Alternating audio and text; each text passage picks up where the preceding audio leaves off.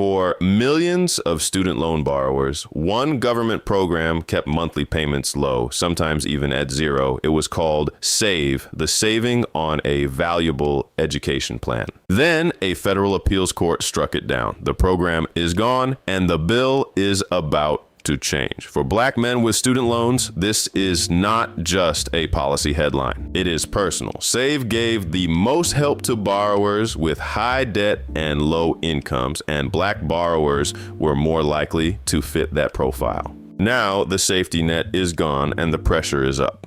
To see why this hits Black borrowers harder, start with the numbers. About 71% of Black students take out student loans, compared with about 56% of white students, according to the Education Data Initiative. At graduation, Black college graduates owe about $7,400 more than white graduates on average. That gap does not shrink. 4 years later, it grows to around $25,000. Black graduates end up with nearly $53,000 in student loan debt 4 years out, almost twice what their white peers owe. That's crazy. The debt gap doesn't shrink after graduation. It explodes. White families hold about 8 times the wealth of Black families. That matters because wealth helps with extra payments, family support, and avoiding default. Black borrowers often start with less, borrow more, and take longer to pay it back. SAVE sent the most relief to borrowers with the greatest need, and Black borrowers were overrepresented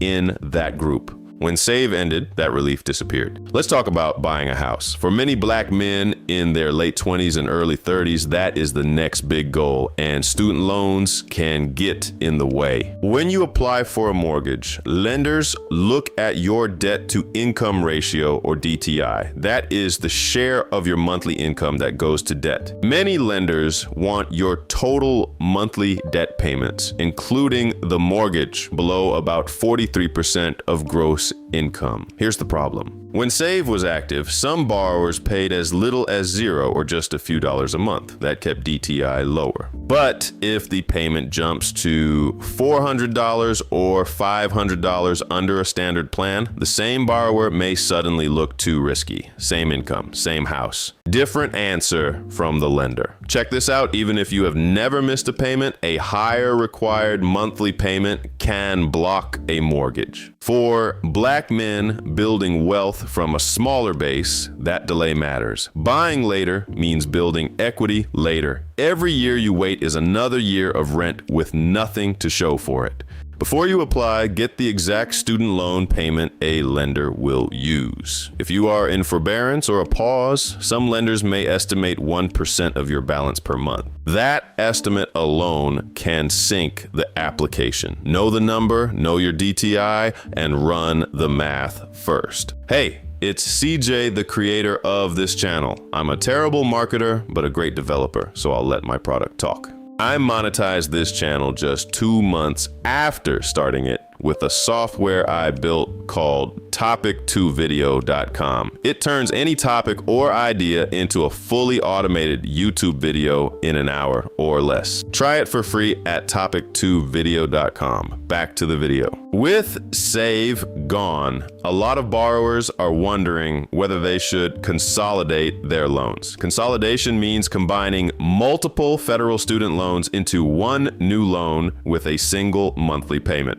It sounds like a clean solution, but the decision is more complicated than it looks. Here's the basic trade-off. Consolidation can simplify repayment and, in some cases, open access to income-driven repayment plans you might not currently qualify for. If you have older loan types, like federal family education loans, also called FFEL loans, consolidating them into a direct loan could make you eligible for income-driven plans and certain forgiveness programs that FFEL loans don't qualify for on their own. But consolidation comes with a cost. When you consolidate, you get a new loan. Any progress you've made toward public service loan forgiveness, a program that cancels debt for people who work in government or nonprofit jobs after 10 years of qualifying payments, that progress resets If you've made 4 years of qualifying payments toward forgiveness, consolidating erases that clock. You start over at 0. For a black man who took a government or nonprofit job specifically because it qualified for forgiveness, resetting that counter is a serious setback. There's another issue. Consolidation averages your interest rates across all loans and rounds up to the nearest 1/8%. If you have one loan at 5% and another at 6%, the consolidated rate will be somewhere between them, but slightly higher than the simple average. Over 10 or 20 years, that small difference compounds into real money. So who should consolidate? If your loans are a mix of old FFL loans and newer direct loans, consolidation is likely worth it because it unlocks options. If all your loans are already direct loans and you're making progress toward forgiveness, leave them alone. If you have no forgiveness strategy and just want one payment under an income-driven plan, consolidation can work, but get the full picture on your interest rate and what payment options you'll have after the consolidation. The wrong move is consolidating because it feels simpler without understanding what you're giving up. Now comes the question that doesn't have a clean answer. Do you put extra money toward your student loans, or do you put it toward retirement savings? The end of SAVE makes this harder. When monthly payments were low, some borrowers had room in their budget to contribute to a 401k or an IRA. A 401k is a retirement savings account tied to your job, and an IRA is one you open on your own. Both let your money grow without being taxed year after year, which is called tax-deferred growth. That compounding matters enormously over time. Here's the tension. Suppose you have $300 per month to work with. You can put it toward your student loans to pay them down faster, or you can put it in a retirement account where it grows over decades. Paying down the loans gives you a guaranteed return equal to your interest rate. If your loan is at 6%, paying extra is like earning 6% on that money risk-free. But investing in a retirement account historically returns more than that over the long run, especially over 30 or 40 years. That's crazy, right?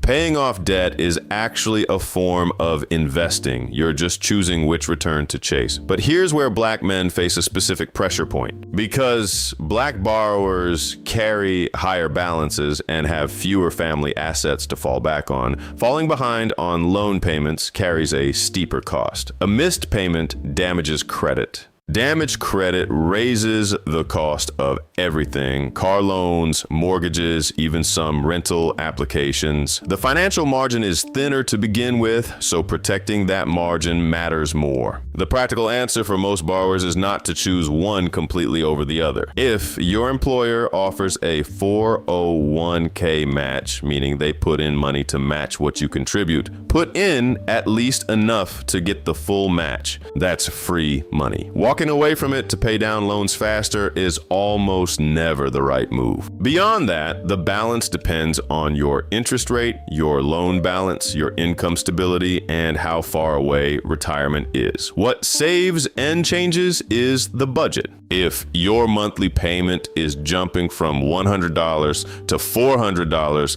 that $300 difference has to come from somewhere. For a lot of borrowers, it comes out of what they were quietly stashing for the future. That's the real cost of losing the program, not just the payment itself, but what that payment crowds out. Student debt does not stay in one person's life. In a serious relationship, it enters the plan for the future. Marriage is a financial merger. When Joseph and Jess plan a life together, both incomes, both debts, and both goals matter. A big student loan balance can make that harder than people expect. Federal student loans do not automatically become shared debt when you get married. If the loan is in your name, it stays in your name, but the payment still comes from the household budget. Every dollar dollar going to loans is a dollar not going to a down payment, a wedding, a trip, or savings. On income-driven repayment plans, your spouse's income can affect your payment if you file taxes jointly. That can raise the bill after marriage. Some couples file separately to keep payments lower, but that often means paying more in taxes. It is a trade-off. The emotional side matters too.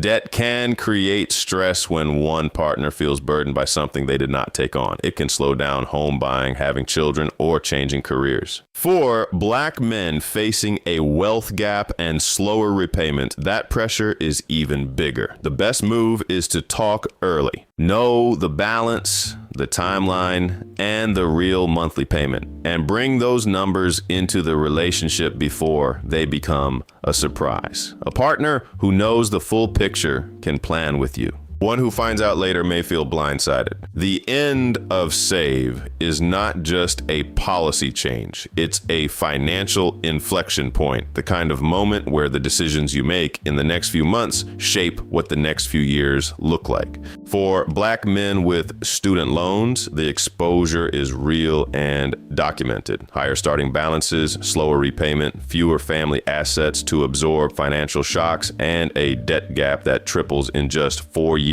after graduation. SAVE existed in part because borrowers in exactly that position needed relief. Now that relief is gone and a new set of repayment options is being sorted out, some of which may offer similar protections, some of which will not. The practical decisions are in front of you right now. If you're thinking about buying a home, get your debt to income ratio calculated before your student loan payment rises and changes the answer. If you're weighing consolidation, find out whether it opens better options or whether it costs you progress you've already built. If you're deciding between paying down loans and saving for retirement, protect the free money from your employer match first, then make a real calculation based on your actual interest rate and timeline. And if you're building a life with a partner, bring the numbers to that conversation before they show up as a surprise. The worst move is inaction, waiting to see what the new plan looks like, assuming the payment will stay manageable, hoping the political situation resolves before the bill arrives. The borrowers who come out ahead in moments like this are the ones who reassess before the new reality sets in, not after. The money decisions ahead are hard, but they're knowable. The math exists. The options exist. The question is whether you do the work now while you still have room to choose, or whether you let higher payments make the choices for you. Hey, it's CJ. Before you go, I want to tell you something. Did you know most business owners don't fail because they have a bad product? They fail because they don't get the word out to enough people letting them know about their business. If you're a local business owner, topic2video.com is for you. You can input your company's branded materials, and the platform will generate a video with your brand identity embedded in. You can then post the video to Facebook, Instagram, YouTube, your website, and more. It takes 2 minutes to get started. Go to topic2video.com now. I'll see you in the next one.